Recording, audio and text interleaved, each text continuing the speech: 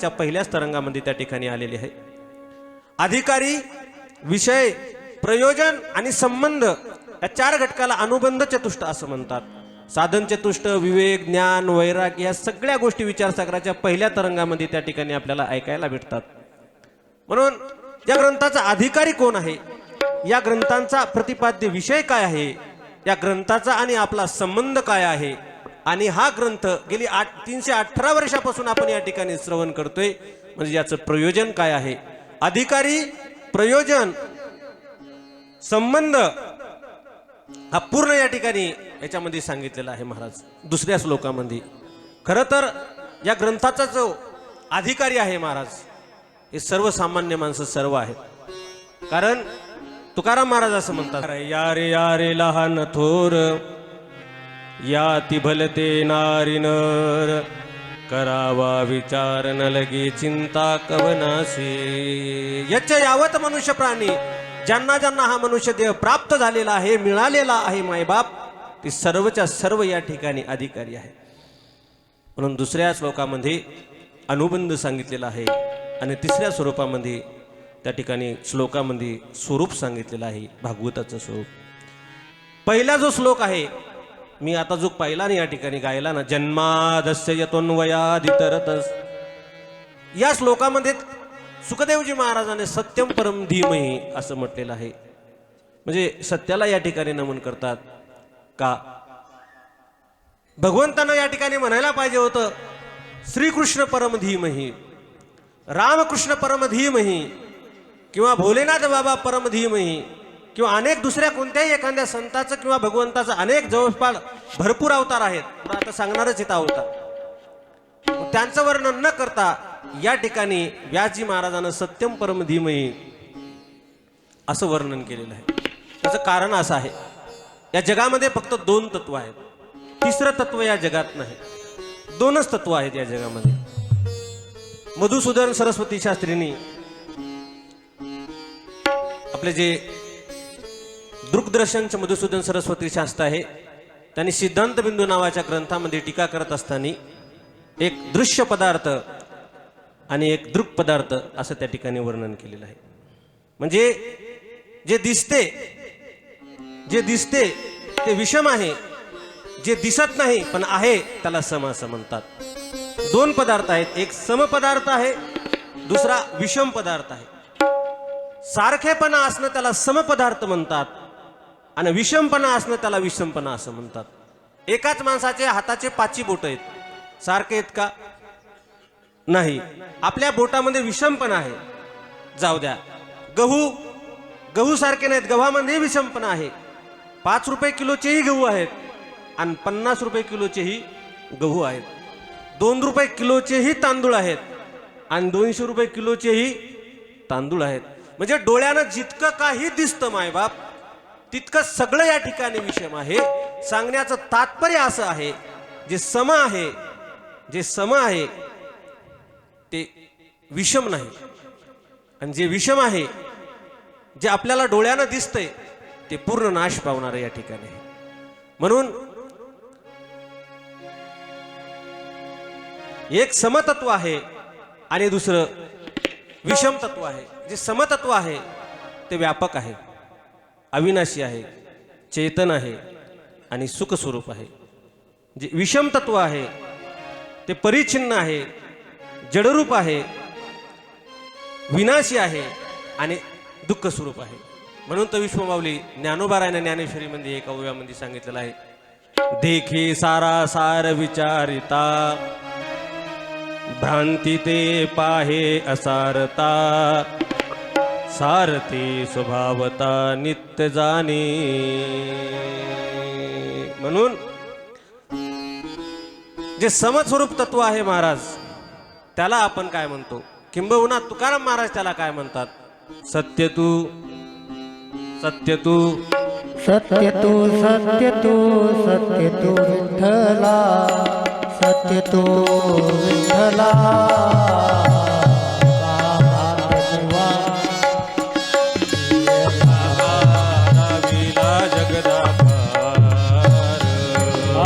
सत्य तू सत्य तू सत्य तू विठ्ठला,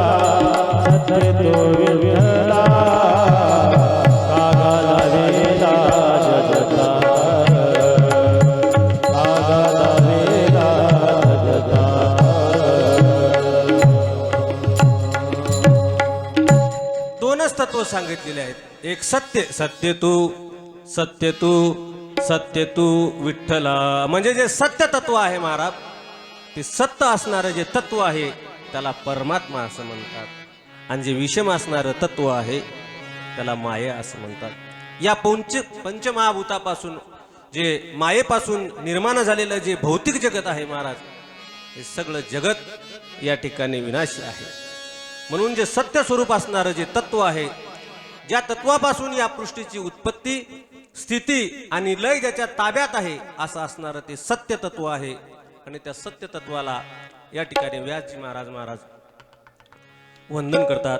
दुसऱ्या श्लोकामध्ये त्या ठिकाणी महाराज जन्माधस्य हे ब्रह्मसूत्र आहे, ब्रह्मसूत्राचं सूत्र आहे, आणि त्याच्यापासून या ठिकाणी श्रीमद भागवताची म्हणजे प्रथम पहिल्या स्कंदाचं या ठिकाणी सुरुवात झालेली आहे. म्हणून श्रीमद भागवत हे ज्या वेळेला व्यासजी महाराज लिखत होते, त्यावेळेस सुखदेव व्यासजी महाराजांना हे सांगायचं होतं की आम्ही वैदिक सनातन या ठिकाणी वेदाचा आधार घेऊन या श्रीमद भागवत कथाचं महाराज भाष्य करत आहोत. आणि दुसरं जे आहे स्वरूप, ते या ठिकाणी निगमकल्प तरोर गलित फलम, वेदाचं हे फळ आहे. म्हणून तर महाराज आरतीमध्ये आपण म्हणतो ना, वेद तरुचे मधुर फळ स्वादर से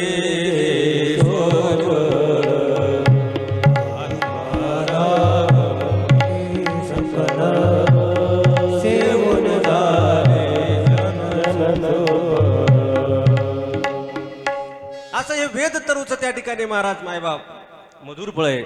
आपल्या शास्त्रात सर्व वेदाला या ठिकाणी प्रमाण आहे. अर्थातच वेद संपन्न ग्रंथ आहे.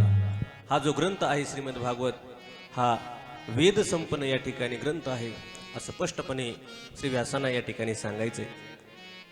कारण या सगळं विश्वाची सृष्टी, या सृष्टीची उत्पत्ती, स्थिती आणि लय याच्या ताब्यामध्ये आहे मायबाप. कोणाच्या ताब्यात आहे? कोणाच्या ताब्यात आहे? जो परमात्मा आहे महाराज, त्या परमात्म्याच्या ताब्यात आहे. म्हणून तर नामदेव महाराजांचं प्रमाण आहे महाराज, तुझी सत्तेने तुझ्या सत्तेने वेदासी बोलणे, तुझ्या सत्तेने वेदासी बोलणे, तुझिया सत्तेने वेदासी बोलणे, तुझिया सत्तेने वेदासी बोलणे. सूर्यासी ताराने तुझ्या बोले, सूर्यासी ताराने तुझ्या बोले, ऐसा तू समर्थ ब्रह्मांडाचा धनी, ऐसा तू समर्थ ब्रह्मांडाचा धनी. ऐसा तू समर्थ ब्रह्मांडाचा धनी, ऐसा तू समर्थ ब्रह्मांडाचा धनी,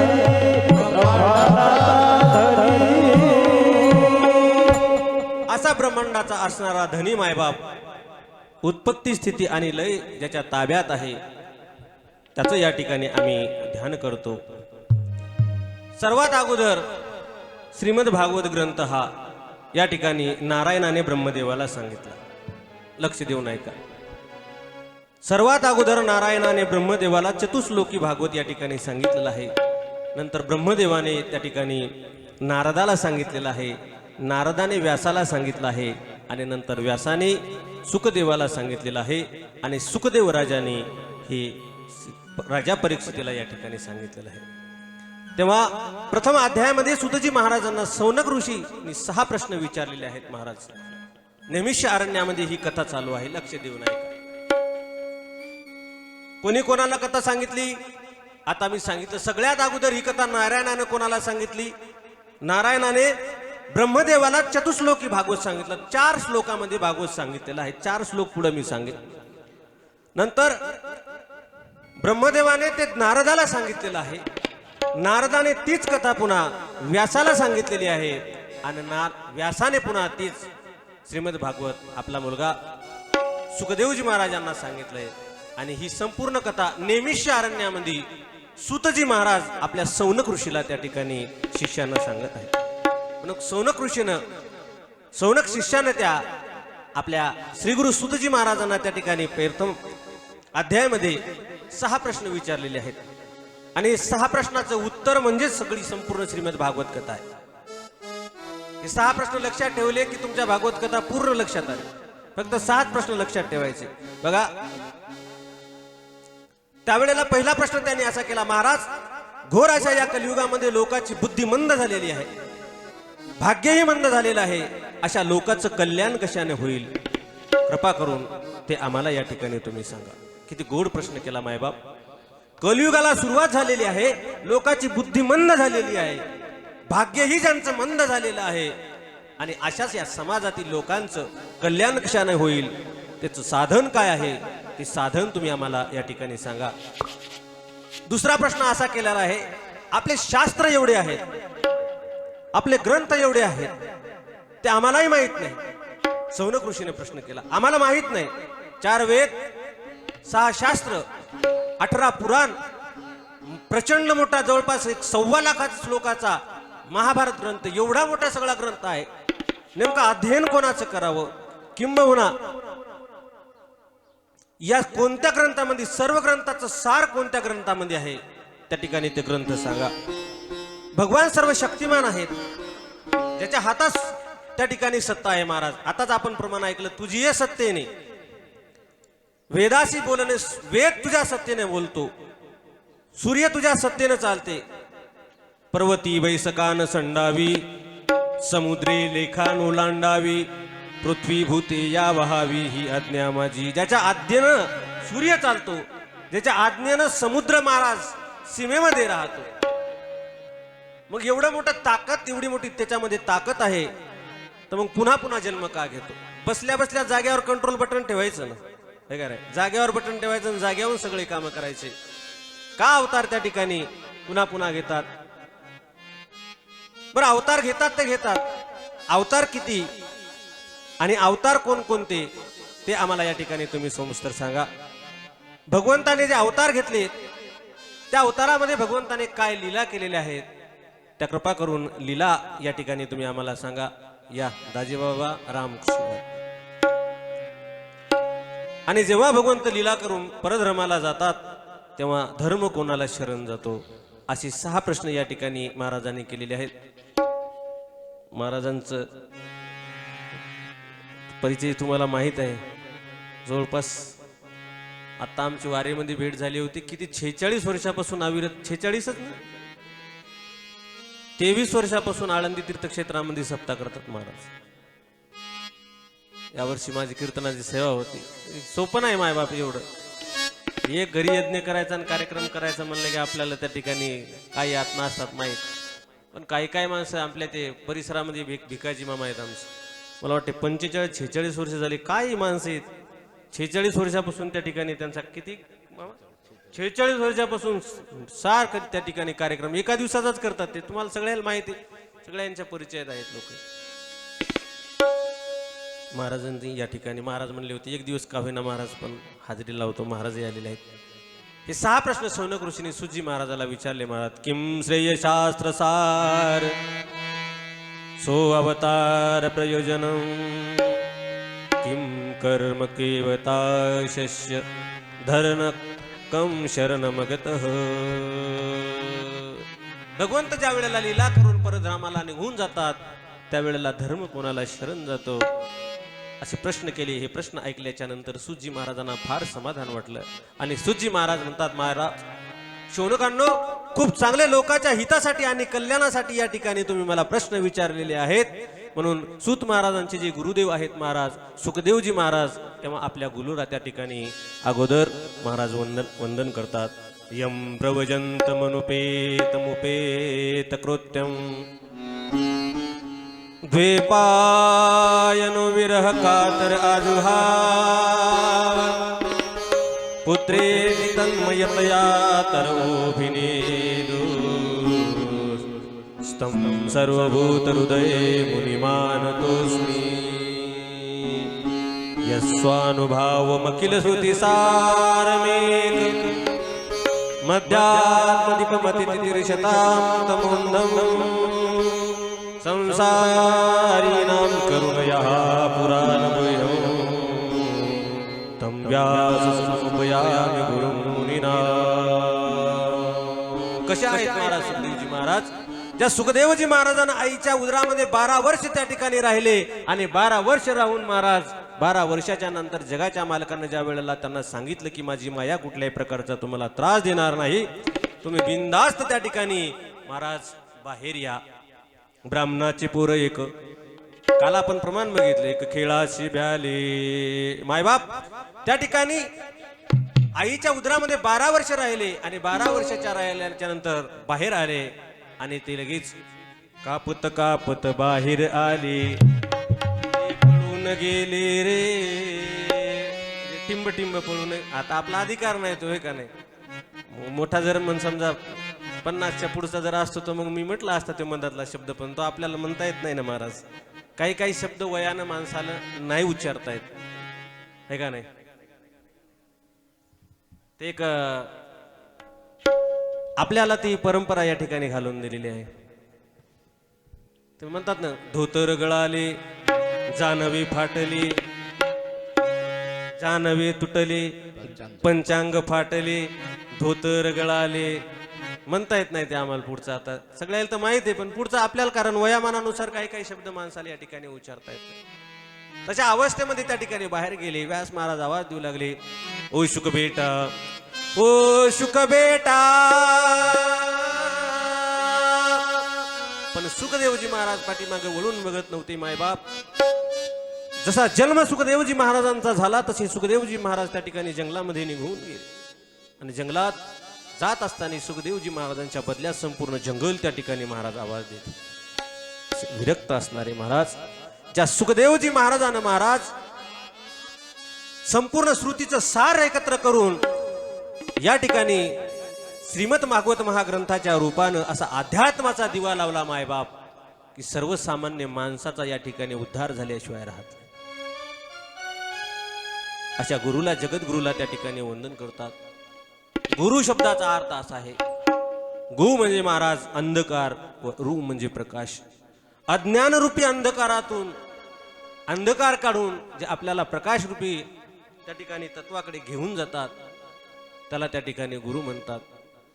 आईला जसं आपण शरण जातो, आईच्या उदरात आपण शिरल्याशिवाय आपला जन्म होत नाही, तसा गुरुच्या उदरात शिरल्याशिवाय माणसाचा उद्धार होत नाही. गुरुच्या उदरात शिरावं लागतं. आई वडील तरी महाराज आई बाप आपल्याला हा नश्वर देह देतात, पण नश्वर असणाऱ्या देहाला भोग आणि भक्ती याच्या बरोबर अमरत्व कसं प्राप्त करून घ्यायचं मायबाप, ते जर शिकवायचं कोण काम करत असेल तर आपल्याला ते फक्त गुरुच करत असतात. म्हणून सुखदेवजी महाराजाला त्या ठिकाणी महाराज सुतजीव महाराजांनी वंदन केलं आणि महाराज म्हणतात, सौनकानो, जीवाच्या कल्याणासाठी तुम्ही फार चांगले प्रश्न या ठिकाणी मला विचारलेले आहेत. जीवनात परमसाध्य काय असेल महाराज, तर ते तत्वाला जाणून घेणं हेच माणसाच्या जीवनामध्ये परमसाध्य आहे. कितीही पैसा कमवू द्या दादा माणसानं, पण जोपर्यंत जे परमतत्व आहे, ज्या परमतत्वाची आपण प्राप्ती करून घेऊ शकत नाही, तोपर्यंत आपल्याला समाधान प्राप्त होऊ शकत नाही. माणसं गडगंज संपत्ती लोकांनी कमवली जीवनामध्ये, संपत्ती नाही लोकांकडे असं नाही, पण समाधान माणसाला कुठंच नाही. कुठेतरी माणसाला जीवनामध्ये समाधान प्राप्त करून घ्यायचं असेल तर जे परमतत्व आहे, किंबहुना ज्याच्यासाठी हा मनुष्य देह प्राप्त झालेला आहे, मिळालेला आहे, ज्याच्याकरता आपण या ठिकाणी आलेलो आहोत मायबाप, त्या साध्याची जर आपण आपल्या जीवनामध्ये प्राप्ती करून घेतली तर कदाचित मला असं वाटतं की आपल्याला समाधान प्राप्त होईल. परंतु माणसं पैशाच्या पाठीमागे लागलेली आहेत.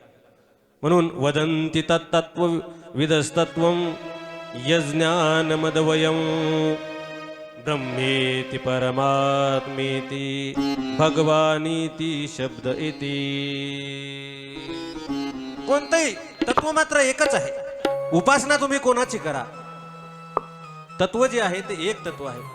फरक फक्त इतकाच आहे, ज्ञानी माणसं त्याला ब्रह्म म्हणतात, योगी त्याला परमात्मा म्हणतात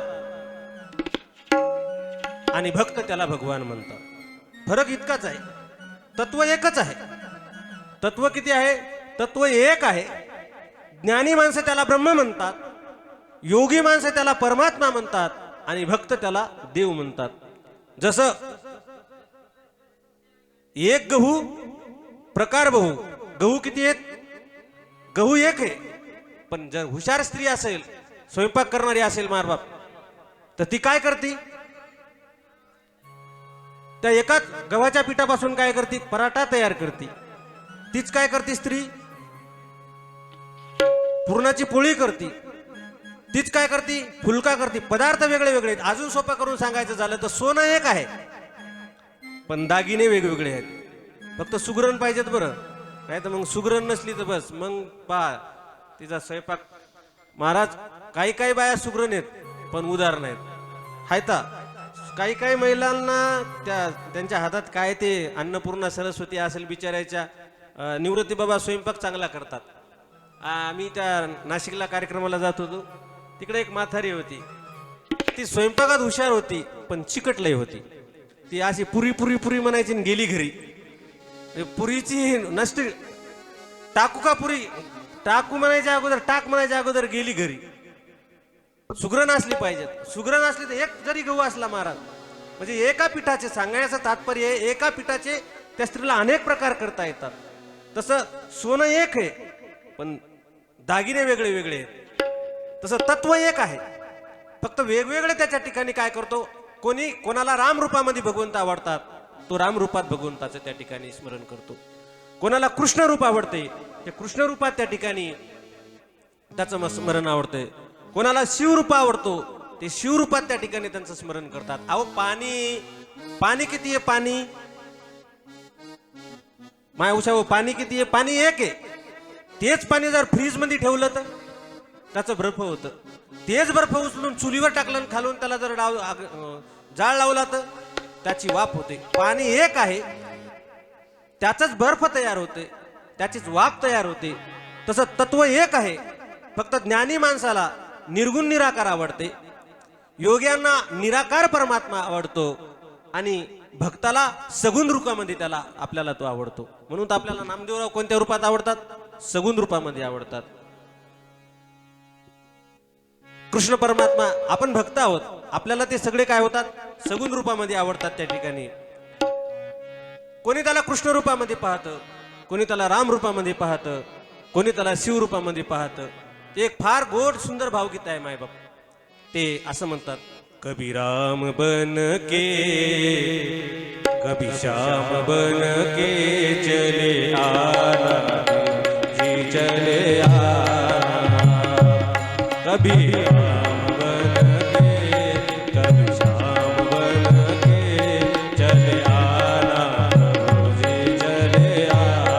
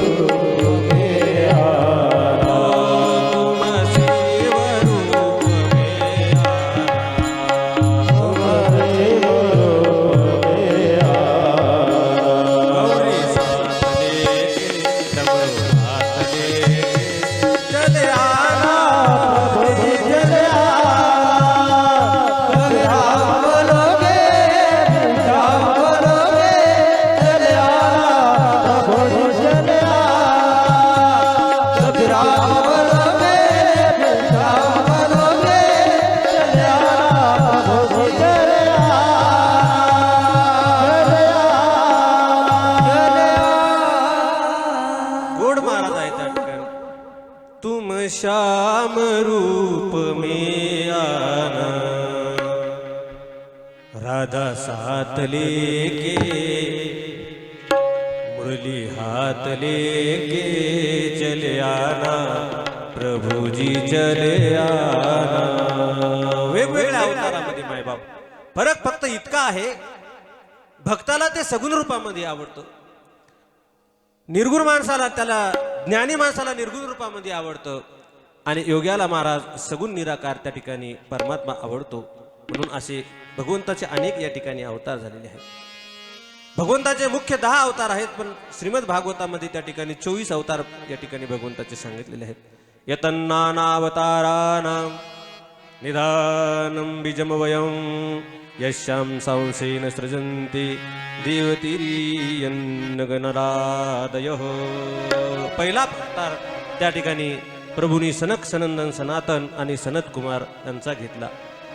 दुसऱ्या अवतारामध्ये त्या ठिकाणी प्रभूंनी वराह रूप धारण केलं. तिसऱ्या अवतारात नारदाच्या रूपाने आले.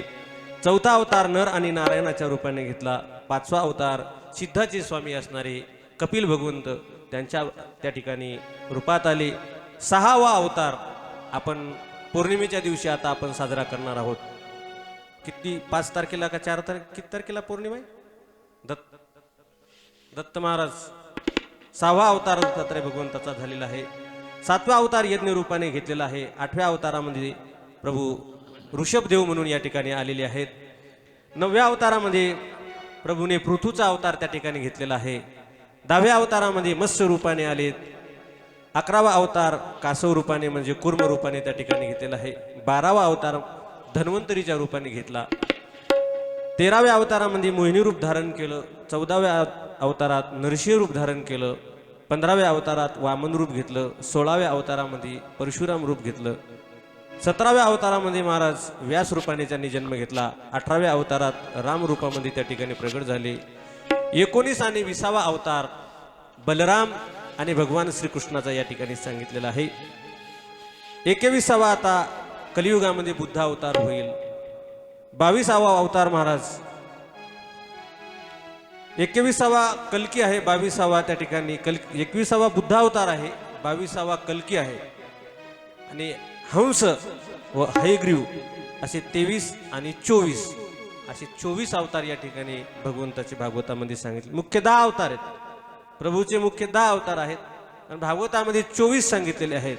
म्हणून ज्या वेळेला द्वापार युगाची सुरुवात झाली आणि द्वापार युगामध्ये वैशंपायन व्यास महर्षीचा अवतार झाला आणि दिव्य दृष्टीने व्यास महाराजांनी पाहिल्याच्या नंतर त्यांच्या लक्षात आलं कलियुगाला या ठिकाणी सुरुवात झालेली आहे. तेव्हा समाजासाठी आपल्याला काय करता येईल? साधू असतात महाराज. साधूच्या अंतकरणामध्ये स्वतःच्या संसाराविषयी तळमळ नसते. साधूची तळमळ आणि साधूची चिंता मी काल सांगितलं की समाजाच्या कल्याणाकरता असते. व्यासानं ज्या वेळेला अवतार घेतला त्यावेळेला त्यांच्या लक्षात आलं की घोर कलियुगाला सुरुवात झालेली आहे, प्रारंभ झालेला आहे. आपल्याला या समाजाकरता काय करता येईल मायबाप? म्हणून त्यांनी वेदाचे 4 भाग केले. वेद, ऋग्वेद, यजुर्वेद, सामवेद आणि अथर्ववेद. एक वेद असणारा त्या वेदाचे 4 भाग केले. ऋग्वेदामध्ये महाराज पूर्ण त्या ठिकाणी ज्ञानाचं जितकं काही विश्वातलं ज्ञान आहे तेवढं सगळंच्या सगळं ज्ञान हे ऋग्वेदामध्ये सांगितलेलं आहे. यजुर्वेदामध्ये यज्ञाचं जेवढं काही ज्ञान आहे तेवढं सगळं यज्ञाचं यजुर्वेदामध्ये सांगितलेलं आहे. जितकं काही ही मंडळी गायन करतात गाण्याचं पूर्णच्या पूर्ण ज्ञान सामवेदामध्ये सांगितलेलं आहे. आणि औषधी जे डॉक्टर लोक आता डॉक्टर साहेब आहेत जेवढंही पूर्ण हे डॉक्टरकीचं क्षेत्र आहे, डॉक्टरकीचं औषधीचं जे आहे जडीबुटीचं ज्ञान आहे ते त्या ठिकाणी अथर्ववेदामध्ये सांगितलेलं आहे. विश्वमौली ज्ञानोबारायांनी रेड्याच्या मुखातून जो वेद बोलवलेला आहे तो कोणता बोलवला? ज्ञानोबारायानं रेड्याच्या मुखातून जो वेद बोलवलेला आहे माहिती का नाही? नाही माहित. तुम्हाला सांगितलं असेल पण संसाराचे काम व्याप माणसाच्या ध्यानात असेल. ज्ञानोबारायानं रेड्याच्या मुखामधून, आता तरी लक्ष ठेवा, ज्ञानोबारायानं रेड्याच्या मुखामधून ऋग्वेद बोलवलेला आहे. ऋग्वेद. त्यावेळेला वेद हा संस्कृत आहे. वेद कोणाला कळत नाही. आणि वेद विशेष म्हणजे वेदाची विशेषता आहे वेद हा कृपण आहे. ज्ञानोबा राय असं म्हणतात, वेदू संपन्न असे ठाई परी कृपणू ऐसा आन नाही, जो कानी लागला तीही वर्णाच्या. वेद सर्वसामान्य माणसाला वाचण्याचा अधिकार नाही, किंबहुना वाचताही येत नाही आणि तो कळतही नाही. वेद लक्षात आलं नाही. सर्वसामान्य माणसाला संस्कृत भाषा कळेना, मग काय करावं? संस्कृत भाषा कुणाशी कळेना, तेव्हा नारायणा संकट पडली. मग महाभारताचं लिखाण केलं. तुम्ही म्हणसाल गीता, गीता ही महाभारतामध्येच आलेली आहे. याचे जसे 12 कंद आहेत तसे त्या महाभारताचे 18 पर्व आहेत. 18 पर्वामध्ये जे 6वं भीष्म पर्व आहे, त्या भीष्म पर्वामध्ये जगाच्या मालकानं प्रभूनं श्रीकृष्णानं ती गीता अर्जुनाला त्या ठिकाणी सांगितलेली आहे. महाभारतामध्ये गीता आलेली आहे. महाभारत लिहिलं तरी समाधान वाटत नाही. नंतर त्यांनी महाराज जवळपास 17 पुराणाचं लिखाण केलं, ब्रह्मसूत्राचं लिखाण केलं. समाधान वाटेनं काय करावं काय करावं, निश्चित म्हणजे नाराज अवस्थेमध्ये बसले. कर्मधर्म त्या ठिकाणी नारदजी चालले होते. नाराजजी आले. नारदजीनं असं बघितलं महाराज त्या ठिकाणी असे चिंताग्रस्त बसलेले होते. म्हणून नारदजीने त्या ठिकाणी त्यांना आवाज दिला, पाराशर्य महाभाग भवत कच्चिदात्मना परितुष्यती शारीर आत्मा मानस एव वा. त्यावेळेला विचारलं महाराज, पाराशर्य म्हणून पाराशर व्यासजी महाराजांना म्हणतात. का म्हणतात? व्यासांचा जन्म कोणापासून झालेला आहे? नाही लक्षात. व्यासांचे वडील व्यासांना पाराशर असं म्हणले. पराशरापासून व्यासांचा जन्म झालेला आहे. माय बाप तुम्हाला सगळ्याला माहिती आहे, फक्त तुम्ही सांगायनत मला, हे का नाही? सगळ्याला माहित आहेत सगळ्या कथा. पराशर आणि सत्यवती, सत्यवती पासून जन्म झाले. आता हा सत्यवती पण क्षत्रिय आहे. हा ती दाखवले पुढच्या जन्मात कोळ्याची झालेली आहे. ती कथा वेगळी आहे, पण ती मुळात क्षत्रिय आहे. ती वेगळी कथा आहे. भागवतात आली नाही म्हणून सांगत नाही. कदाचित तुम्हाला जर म्हणजे कोणाला आवश्यकताच असेल तर मला नंतर बेटा मी सांगेन तुम्हाला. कोणत्या राजाची मुलगी होती, तिचा जन्म त्या ठिकाणी कसा झाला, मत्स्याच्या पोटामध्ये कशी गेली, ती कोळ्याला कशी सापडली, मग कोळ्यानं ती त्या ठिकाणी पराशर त्या नावेमध्ये जात असताना पराशराची तिची कशी भेट झाली. सांगण्याचं तात्पर्य आहे, पराशर ऋषीपासून व्यास त्या ठिकाणी ऋषीचा जन्म झाला म्हणून पराशर म्हणतात. का परेशान आहेत, नेमकं काय कारण आहे? त्यावेळेला महाराजांनी सांगितलं, व्यासजी म्हणू लागले, मी एवढे ग्रंथ लिहिलेत, एका वेदाचे 4 भाग केले, मला समाधान वाटलं नाही. महाभारतासारखा 1.25 लाख श्लोकाचा महाराज, महाभारत हा सगळ्यात मोठा ग्रंथ आहे. महाभारत, आणि जितकं काही विश्वात ज्ञान आहे का, ज्ञानोबा रायाला आखरी शेवटी म्हणावं लागलं, म्हणून महाभारती नाही ती नोहेची लोकीती, या कारणे म्हणिपे पाही व्याचो शिष्ट जगत राहील.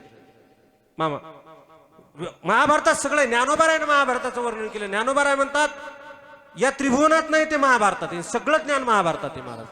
आता ही जी मी कथा तुम्हाला सत्यवतीची सांगितली ना, क्षत्रिय, ही मी महाभारतातच वाचलेली म्हणून तुम्हाला सांगितलं. महाभारतामध्ये सगळं एवढं मोठा प्रदिल 1,200 श्लोकाचा ग्रंथ मी लिहिला, जवळपास 18 पर्व आहेत. आणि वाचणाराचं तर अशा तशाचं कामच नाही. त्याला तुकाराम महाराज म्हणतात, तुका म्हणे येथे पाहिजे जातीचे, तरच तो माणूस वाचू शकतो. असे हे तरी भागवत ग्रंथाचे 2च ग्रंथ आहेत मायबाप. याच्यामध्ये जवळपास 12 स्कंद आहेत, त्याच्यामध्ये 18 पर्व आहेत, आणि असे 12 आहेत. असे किती आहेत? 12 आहेत. आता गीता प्रेसवाल्यानं हा जसा ग्रंथ केला तर गीता प्रेसवाल्यानं महाभारतही केला, पण गीता प्रेसवाल्याचे 6 ग्रंथ आहेत, पण ते एवढे आहेत. एक ग्रंथ एवढा आहे. ते पाहिलं कीच माणसाला चक्कर येते, वाटते नको वाचायचं, पण गोड ग्रंथ आहे. तुमच्याकडे जर असेल कोणाकडे तर मला द्या तुम्ही, तुम्हाला जर वाचायचं नसेल तर मी वाचून तुमचा आणून देतो. पण म्हणजे घरात पडल्यापेक्षा, पण मला नसेल वाटत तुमच्या गावात काळकोंडीत असेल म्हणून. आहे का कोणाकडे महाभारत? नाही ना कोणाकडं. लय मोठा ग्रंथ आहे महाभारताचा महाराज. त्या ठिकाणी महाभारताचं मी लिखाण केलं, मला समाधान वाटत नाही. ब्रह्मसूत्र लिहिलं, मला समाधान वाटत नाही. 17 पर्व मी त्या ठिकाणी लिहिले महाराज, पुराण लिहिले, मला समाधान वाटत नाही. काय करावं? एवढा नाराजीने सांगितलं, तुम्ही आतापर्यंत इतके ग्रंथ लिहिले महाराज, परंतु तुम्ही भगवंताच्या गुणाचं वर्णन केलेलं नाही. तुम्ही भगवंताच्या गुणाचं वर्णन करा.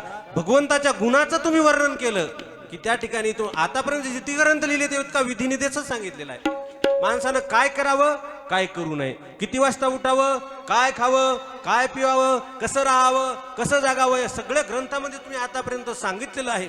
पण कोणत्याच ग्रंथामध्ये तुम्ही भगवंताचं गुणगान गायलेलं नाही, भगवंताचं चरित्र वर्णन केलेलं नाही. भगवंताचं गुणगान आणि चरित्र तुम्ही गा, मग बघा तुम्हाला समाधान प्राप्त होते. त्यावेळेला नारदजी म्हणू लागले, मला जे आज या त्रिभुवनामध्ये मी फिरतो, कुठेही जाऊ द्या, राक्षस योनी कुळामध्ये जाऊ द्या, त्या ठिकाणी लोकांमध्ये जाऊ द्या, मृत्यू लोकांमध्ये जाऊ द्या, देव लोकांमध्ये जाऊ द्या, कुठं जरी मी गेलो तरी मला तितकाच मान आहे. कशामुळं?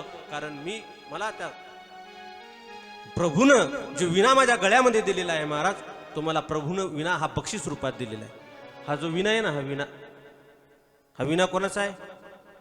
हा विना प्रभू मुळात मालकाचा आहे, पण हा विना मालकानं नारदाला दिलेला आहे. कारण नारद भक्तीमध्ये आनंदामध्ये त्या ठिकाणी त्यांच्या गावामध्ये साधू आले होते आणि तो सत्संग चालू होता आणि त्या सत्संगामध्ये नाचत होते. नाचत असताना त्या ठिकाणी त्यांना महाराज जगाच्या मालकाने विना दिलेला आहे.